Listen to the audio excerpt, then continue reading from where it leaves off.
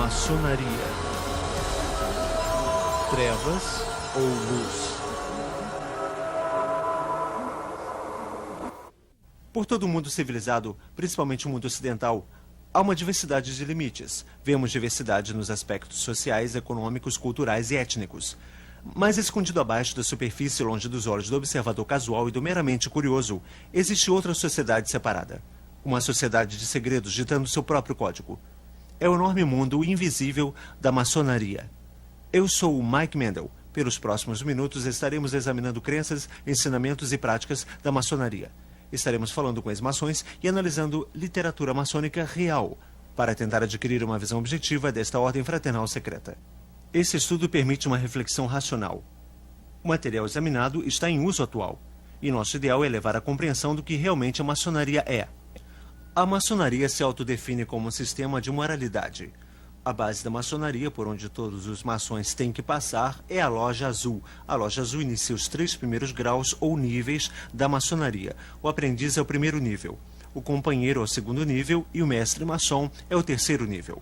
A maioria dos maçons nunca vão além do terceiro grau, porém, se alguém escolher ir além da Loja Azul, existem 2 caminhos que podem ser tomados. Um é o rito de York e o outro é o rito escocês. A maioria dos maçons que decidem ir além da Loja Azul entram no rito escocês de maçonaria. O rito escocês tem 32 graus. O 32º pode conduzi-lo para o santuário, se assim ele escolher. O 33º grau que existe é altamente honorário. O autor Ian Taylor tem estudado as origens da maçonaria moderna. Para muitas pessoas, o próprio mundo da maçonaria invoca um senso de mistério, de sociedade secreta. Mas, de modo a descobrir o que eles realmente são, precisamos conhecer um pouco de história. Havia muitos pensadores humanistas em 1500 que viam a corrupção que havia na igreja daquela época. Eles concluíram que, para se verem livres daquela corrupção, teria que haver uma nova ordem mundial. Eles haviam lido A República de Pilatos, que em 1500 já era uma obra popular. E Pilatos era também um grande filósofo que viveu no 5º século antes de Cristo. E ele disse: se nós pudermos ter um grupo de homens sábios que fossem bem pagos para governar o povo, aí sim haveria corrupção. Um bom pensamento, um pensamento inocente. O nosso governo é corrupto. Entretanto, ainda existem pessoas muito boas hoje em dia. Esse tema estava em pauta para os pensadores humanistas de 1500. Para fazer isso, eles precisavam antes descobrir a ordem mundial já existente. Essa ordem mundial estava baseada sobre o poder do reinado de Deus pelo rei e pela igreja. Mas para sugerir isso, seria uma heresia daqueles dias e eles teriam perdido suas cabeças literalmente. Então, eles tiveram que formar uma sociedade secreta. Agora, o maçom da época, esses eram do artesanato maçônico. Foram os homens que realmente construíram as catedrais daqueles dias. Eram homens hábeis e isso foi uma das primeiras formas de união dos trabalhadores. Eles queriam manter para si seus segredos e suas habilidades. Haviam boas razões para isso, e então os pensadores humanistas se infiltraram dentro das lojas de artesanato maçônico, e então eles se tornaram os maçons especulativos. Eles eram chamados especulativos pelos maçons artesanais, porque eles não saberiam diferenciar um esquadro de um compasso. Eles eram apenas os humanistas, os idealistas, os acadêmicos. Então existem dentro das lojas maçônicas 2 tipos de maçons. O maçom artesanal, que é o maçom genuíno, que cortava pedra e etc, etc. E também tem o maçom especulativo, e é este o pensador humanista. Este é aquele que pretende reconstruir a nova ordem mundial. O autor e conferencista Ron Carlson dedicou 3 anos estudando profundamente o tema maçonaria. A maçonaria moderna realmente começou no ano de 1717, na Inglaterra. A loja foi formada e muitas dessas coisas foram desenvolvidas depois de 1717, na Inglaterra. Então veio para a América e Canadá, quando as pessoas migravam para a América do Norte durante aqueles anos. E está vastamente estabelecida aqui na América do Norte. Está estimado que próximo a 5 milhões de homens estão envolvidos na maçonaria aqui na América do Norte. Talvez 1 milhão no santuário. O que é maçonaria aos olhos do maçom? O que o maçom acha que é? Bom, nós vemos que a maioria dos maçons entram para a maçonaria visando-a simplesmente como uma organização fraternal, como escoteiros avançados, porque o pai ou o avô faziam parte da maçonaria. E eles se envolvem inocentemente, sem se darem conta de que é uma organização religiosa desenvolvida para específicos fins espirituais. Ao passar dos séculos, o homem tem desenvolvido uma variedade de crenças e tradições. Algumas dessas, como o cristianismo, o judaísmo e o islamismo, são monoteístas, ou seja, são baseados no conceito de um só Deus. Outras, como o hinduísmo, são politeístas, acreditando em muitos deuses e deusas. Uma das religiões mais antigas talvez seja a mais universal. Emergiu praticamente intocada e geograficamente separada, em culturas radicalmente diferentes. Essa religião é o paganismo. A adoração da deusa Lua e do deus Sol, que também eram chamados, por exemplo, podemos citar Apolo e Diana, ou mesmo uma gama de outros nomes. O paganismo é a mesma religião mística que emergiu na antiga Babilônia muitos mil anos atrás. Mas o que tem o paganismo a ver com a maçonaria? O ritual da teologia da maçonaria realmente originou do paganismo egípcio. E a razão para isso é que, como podemos ver, em 1717, os rituais de teologia foram reunidos e formalizados e criaram a Grande Loja na Inglaterra. A razão era que já havia, naquela época, um grande número de lojas na Inglaterra e em toda a Europa. E naquele tempo todos tinham práticas um pouco diferentes. Essas práticas vieram das origens de maçom especulativo, que obviamente era o ecrucionismo. E seus membros acreditavam nas tradições egípcias e, como podemos ver, dentro da maçonaria encontramos Osíris, Adonis e Ísis, que são mencionados frequentemente. Então é claro que esses são os símbolos pagãos. Um dos rituais usados em algumas das lojas antes de 1717 e um pouco depois também era o ritual de iniciação com o sangue. Neste momento, o dedo mínimo era cortado e o sangue era derramado, e este era o novo membro fazendo uma aliança de sangue com a organização. O que acontece é que quando o maçom se une à loja, ele primeiro entra no que é chamado de loja azul. E a primeira coisa que ele é obrigado a passar é pela cerimônia de iniciação, chamada de nível de aprendiz. E nesta cerimônia de iniciação, parte da sua roupa será tirada e uma venda será colocada sobre seus olhos e uma corda em seu pescoço. E ele vai ser trazido para a porta da loja maçônica. Ali uma pessoa se aproxima dele e o conduz até lá dentro. E ali ele vai se achegar ao altar. E o mesmo maçom vai ficar atrás do altar e, depois do altar, fica um homem chamado Venerável Mestre. Hoje percebemos que quando um novo membro se junta à organização, ele se ajoelha com os olhos vendados e com o peito nu. O mestre da loja encosta uma espada de ponta afiada no peito esquerdo. E eles são inquiridos com os olhos vendados a fazer um juramento de sangue, para não revelar os segredos da maçonaria, ou eles perderiam sua vida. Todo maçom coloca seu dedão em sua garganta e faz o juramento de sangue para não revelar os segredos da maçonaria ou terá sua garganta cortada de orelha a orelha, seus intestinos rasgados serão dados aos animais. Esse juramento pagão de sangue os levam a jurar segredo para que eles não revelem os segredos que aprenderiam à medida que progredissem na loja maçônica. Agora, a maioria dos homens vão entrar no rito escocês e progredir até o 32º grau. E em cada um desses graus, eles irão adorar deuses diferentes, deuses egípcios, deuses da Pérsia, deuses gregos. E eles fazem uma série de rituais. Agora, muito disto é camuflado com símbolos e alegorias para que os maçons que os fazem não entendam inteiramente o que estão fazendo. Nos níveis da loja azul, o principiante é iniciado para a Trindade egípcia de mistérios antigos do Egito. E a Trindade egípcia é escondida do principiante. Ele não sabe tudo pelo qual ele está sendo iniciado, não lhe é mencionado. Mas se eles lessem seu livro que explica os símbolos e a alegoria, se torna muito óbvio em que eles estão envolvidos. Eles estão envolvidos em adoração idólatra e pagã. Muito dela está baseada na Cabala, que é o livro de ocultismo do Antigo Egito. Está baseado em paganismo egípcio e adoração da natureza. É realmente isso.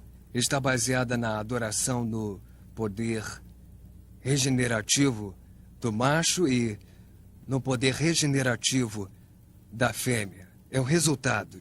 Qualquer historiador iria logo concordar que o paganismo era e é uma religião da natureza. Seus rituais eram intencionalmente desenvolvidos ao redor das fases da lua, bem como das estações do ano, etc. Rituais foram desenvolvidos para encorajar colheitas, procurando pela bênção do sol, aquele que dá o calor e é a contrabalança da lua, o tempo de paz para plantar e colher. Desta dualidade de adoração, sol e lua, luz e escuridão, ativo e passivo, macho e fêmea. O paganismo desenvolve direitos de fertilidade baseada sobre o ato sexual e, mais especificamente, órgãos reprodutores sexuais. Esta é uma das razões pelas quais o maçom, quando entra na loja, é obrigado a vestir um avental de pelica branco. O maçom usa esse avental de pelica branco como uma cobertura. O que eles realmente acreditam na maçonaria é no princípio gerador da vida. Você sabe que eles usam o esquadro e o compasso com a letra G. Você vê o esquadro e o compasso com o G nas lojas maçônicas. Uns maçons vão até dizer que é geometria que é geometria do universo, ou que significa Deus. Na verdade, o próprio livro deles diz que é o princípio gerador da vida. Que o compasso, não o esquadro, representa o feminino e o compasso descendo sobre ele representa o macho que está fertilizando a fêmea. Este é o princípio gerador. O órgão masculino é o que traz a imortalidade na vida. Veja só, quando eles falam de imortalidade, eles estão falando sobre a recriação da vida através do ato sexual. E isso é o que eles estão cobrindo com o avental de pelica branco, e é por isso que a mulher nunca pode ser maçom. Ela não tem o princípio gerador da vida, por isso eles orgulhosamente usam em sua lapela o esquadro, o compasso e a letra G. A maçonaria usa símbolos pagãos egípcios com frequência, como podemos perceber, e um que vem em minha mente é o obelisco. O obelisco é um pilar de pedra alto, com base quadrada e o topo de pirâmide. E isso era usado pelos egípcios como um símbolo de ressurreição. A ideia era um símbolo fálico faraônico, ficava erguido e ereto como um símbolo de procriação, onde a pessoa era ressuscitada através de seus descendentes. Esse era o seu argumento. Bem, a mesma coisa se explica hoje. Por exemplo, onde há um maçom enterrado, com frequência há um obelisco usado para marcar o túmulo. O Sr. John A. Macdonald, primeiro-ministro do Canadá, e George, o primeiro presidente dos Estados Unidos. Ambos tinham obeliscos em seus túmulos. Algumas vezes o obelisco tem o esquadro e o compasso para indicar com toda a firmeza de onde eles estão vindo. E é verdade mesmo? Parece incrível que maçonaria, esse sistema de moralidade, possa ser realmente paganismo, possivelmente bem disfarçado. O ponto dentro do círculo é um dos símbolos mais eminentes. O grão-mestre Albert Pike ensina em O Simbolismo da Maçonaria, página 353. O ponto dentro do círculo é derivado da adoração ao Sol, que é, na realidade, de origem fálica. É um símbolo do universo, Sol sendo representado pelo ponto, enquanto o círculo é o universo.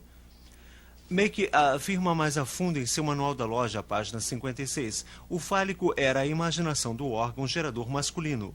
Era representado geralmente por uma coluna, que na sua base era rodeada por um círculo. O ponto dentro do círculo foi intencionado pelos antigos como uma espécie de poder fálico da natureza, o qual eles adoravam sob a forma única do ativo ou o princípio macho, mas do passivo ou o princípio da fêmea.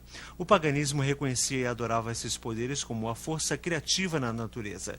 Albert Pike era Gran comandante do rito escocês em 1800. Do seu livro Morais e Dogmas, o Sol e a Lua representam dois grandes princípios ou geração, o ativo e o passivo, o macho e a fêmea.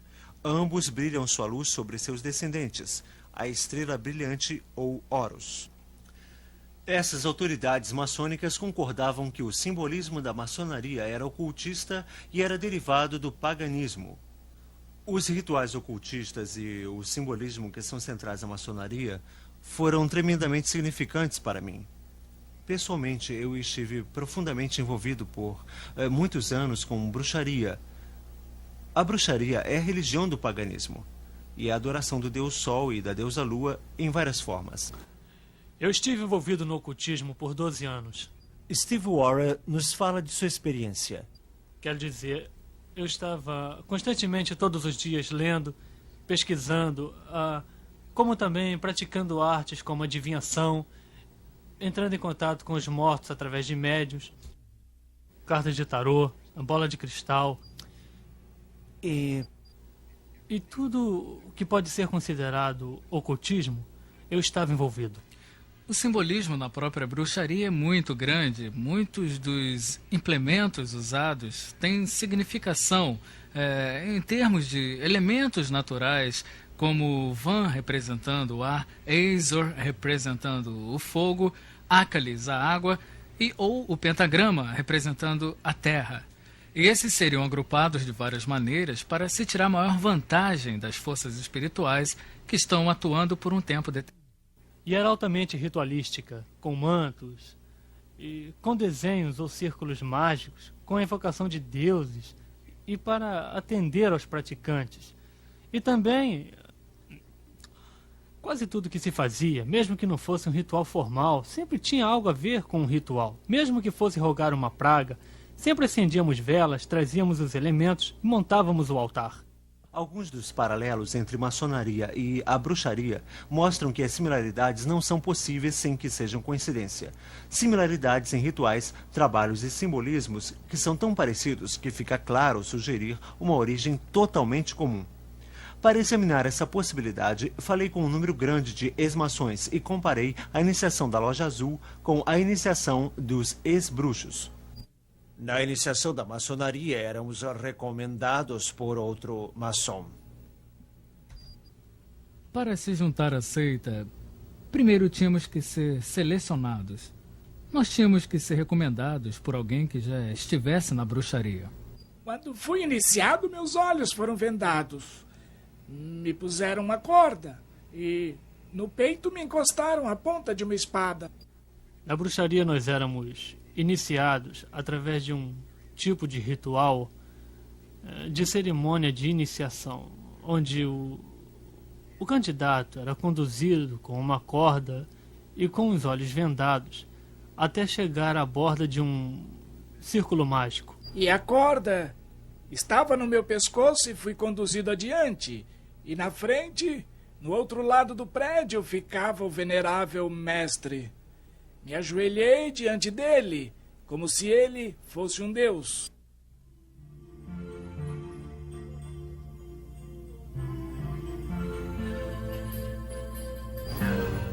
Quando fui iniciado na loja, um tipo de faca foi posta em meu peito esquerdo. Fui avisado que se eu revelasse qualquer um dos segredos da maçonaria, eu seria punido. Quando você era apresentado ao sacerdote, uma espada era posta no seu peito, você fazia um juramento de sangue, prometendo ser fiel aos segredos da bruxaria. Quando você está na sala, a venda é tirada de você, e essa é a hora em que você diz que está vindo das trevas para a luz. Durante a cerimônia de iniciação, o iniciante é conduzido pelo sacerdote e é desafiado na beirada do círculo por alguém dizendo: "Quem está aí?" A resposta é: alguém do mundo das trevas. Nossas orações terminavam com "assim seja". Um dos outros aspectos e também características da bruxaria é que sempre ao final de qualquer feitiço ou ritual, onde o poder era liberado, pois era aqui que era liberado, falava-se então "assim seja". Fiquei muito intrigado ao saber que a bruxaria e a maçonaria tinham tanto em comum. No entanto, os seguidores da bruxaria dispensam um conceito bíblico de Lúcifer. A maçonaria vai tão longe que realmente chama Lúcifer de Deus. Nas palavras do soberano pontífice da maçonaria universal, Albert Pike. Sim, Lúcifer é Deus. Infelizmente, Adonai também é Deus. A verdadeira e pura religião filosófica é a crença em Lúcifer, o igualitário a Adonai. Mas Lúcifer, Deus de luz e Deus de bondade, está lutando pela humanidade contra Adonai, o Deus das trevas e da maldade. Ouça as palavras do maçom do 33º grau Manly P. Hall. Quando o maçom descobrir que a chave do guerreiro é a correta aplicação do dínamo de força vivente, então ele aprenderá o mistério da sua arte. As forças agitadas de Lúcifer estão em suas mãos e antes que ele possa dar passos à frente e para cima, ele deve provar sua habilidade em aplicar essa energia. Dos literalmente milhões de maçons do mundo todo, quantos estão realmente conscientes do real significado dos símbolos maçônicos? A resposta é bem poucos. Como a maioria dos maçons nunca ultrapassam o 3º grau da Loja Azul, a classificação de mestre maçom, a maioria deles nunca descobrem no que estão envolvidos. E nunca vão descobrir o que é maçonaria, a não ser que tentem entrar nos níveis mais altos do rito escocês ou do rito de York. De fato, eles não são só ignorantes, são deliberadamente enganados por seus superiores na loja. Assim falou a própria autoridade Albert Pike. Os níveis azuis não são mais do que a parte de fora do templo. Parte dos símbolos são expostos ali para os iniciantes. É intencional que eles não os entendam, mas é intencional que eles pensem que os entenderam. Quando muitos maçons passam pelos primeiros 3 graus, tornam-se mestres maçons e param por aí, pensando que é somente uma organização fraternal. E eles não percebem que seus líderes têm conscientemente mentido e os enganado porque eles não querem que se entenda os verdadeiros ensinamentos da maçonaria. Eu comecei com boas intenções, achando que estava entrando numa fraternidade de fato muito interessada em ajudar pessoas. Mas agora eu percebo que em escalões mais baixos, níveis inferiores, você não sabe toda a verdade. O significado da loja e o que ela era para mim, um grupo de pessoas que estavam ali para ajudar os outros. E haviam diferentes coisas assim, que se podiam perceber na loja. As pessoas estavam juntas, unidas por algo, e pensei ser uma organização cristã. O que fazia alguém pensar que a loja maçônica era um lugar cristão era o fato que encontrei pessoas que eram membros da mesma igreja a que eu pertencia, a Igreja Presbiteriana do Canadá, como membros da loja, membros em posições importantes na loja. E acontecia que essas pessoas, dentro dos rituais, usavam citações das Escrituras. Então, isso me fez pensar que eu estava certo. Eles pensam que estão ingressando, na verdade, numa organização cristã. Isso porque, na verdade, os 3 graus da loja azul são validados no espelho cristão. Jesus Cristo é o centro da fé cristã. E, de fato, sem ele não há cristianismo. Isto é porque Jesus declarou ser Deus encarnado e, como tal, não pode ser separado de seus ensinamentos. Ele não ensinou um sistema de moralidade para levar alguém a Deus. Ao contrário, ele disse ser o caminho ao Pai.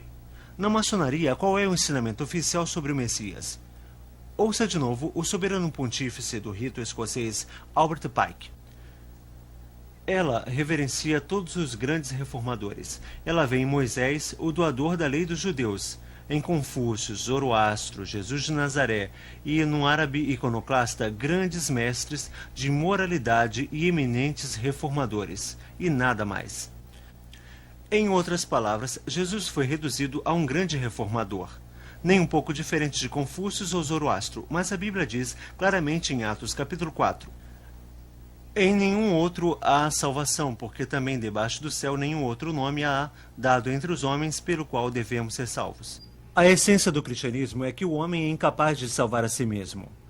Por esta razão, Deus mandou seu único filho para fazer expiação por nós, morrendo em uma cruz. Isso é tão diferente da forma de ensinar de Manly Hall em seu livro Chaves Perdidas da Maçonaria. O verdadeiro maçom não é preso a uma crença. Ele percebe com iluminação divina de sua loja que, como maçom, sua religião deve ser universal.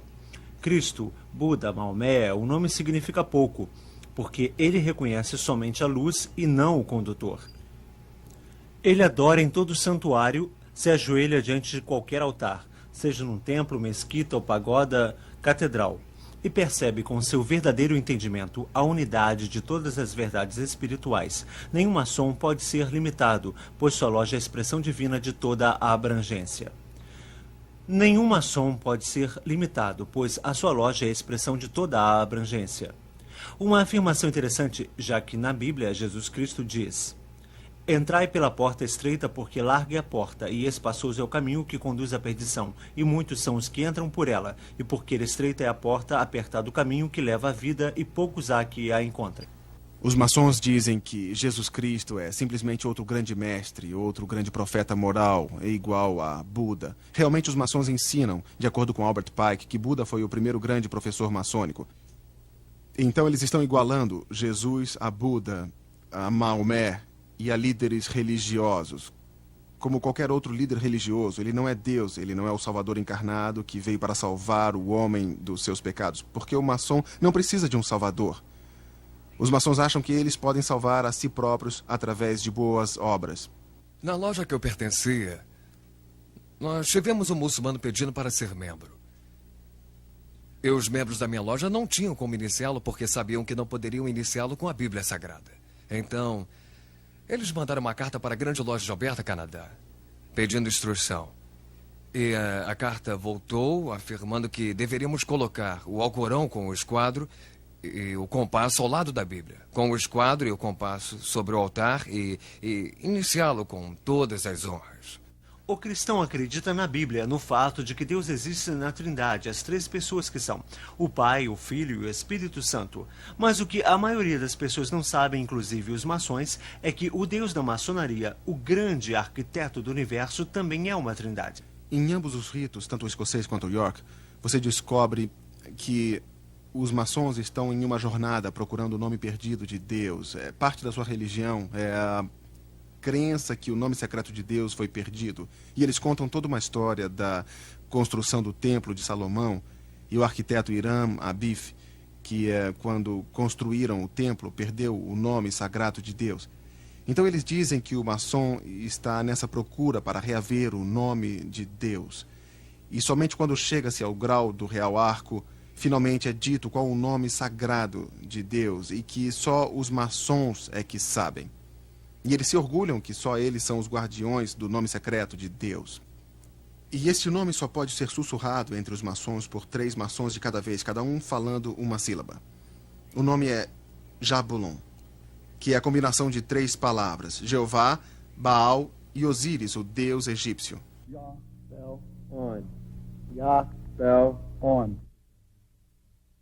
E o que o maçom está adorando na loja maçônica é um deus de 3 cabeças feito de Jeová, Baal, que foi o deus da fertilidade de Baalbac, no Líbano, e Osíris, deus sol egípcio, representado pelo símbolo fálico, que é a adoração sexual do Egito.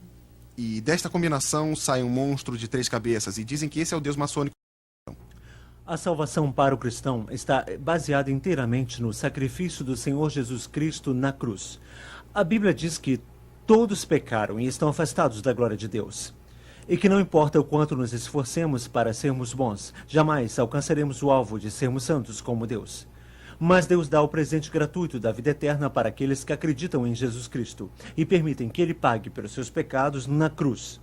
Nas palavras de João 3,16, porque Deus amou o mundo de tal maneira que deu seu único Filho, para que todo aquele que nele crê não pereça, mas tenha a vida eterna.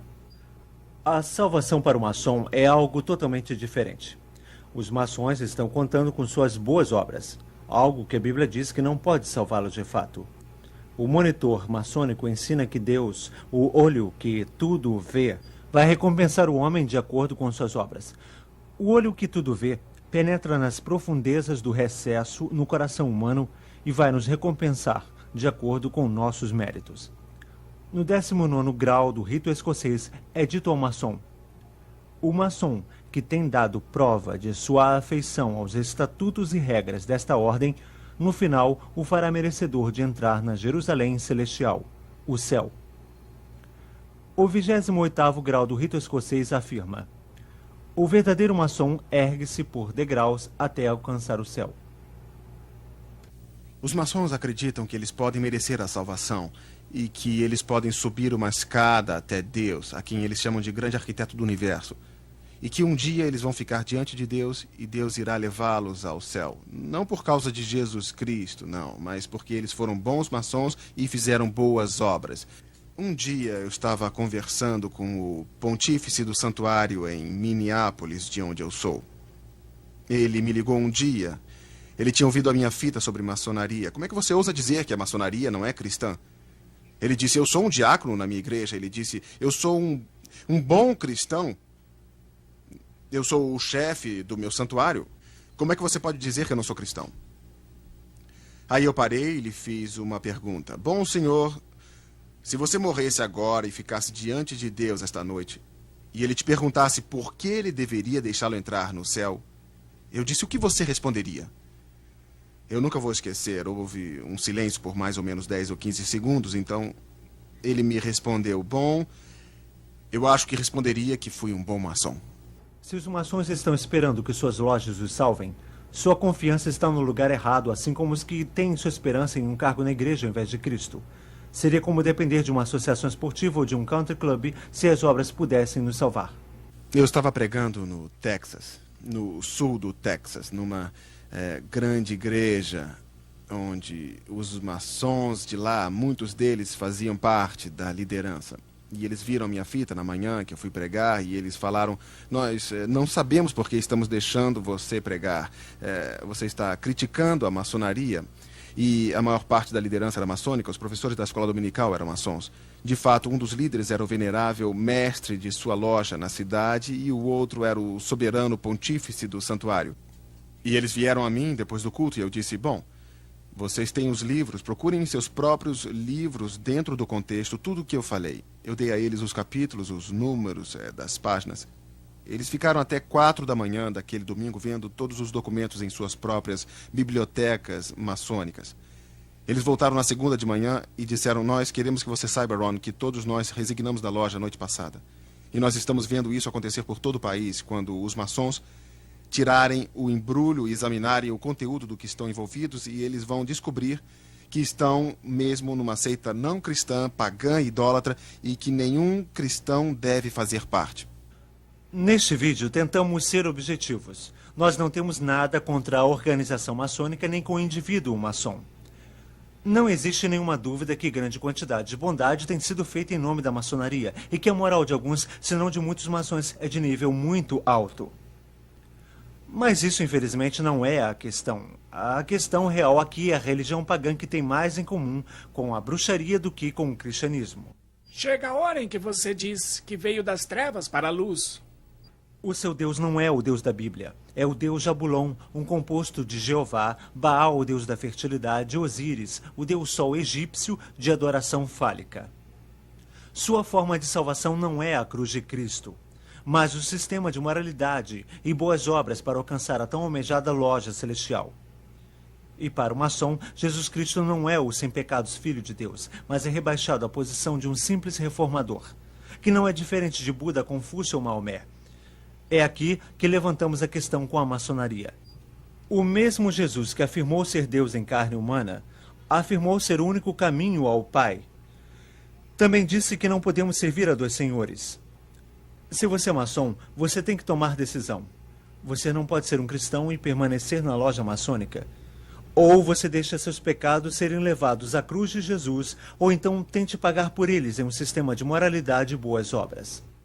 Há versículos na Bíblia que afirmam que devemos sair das trevas.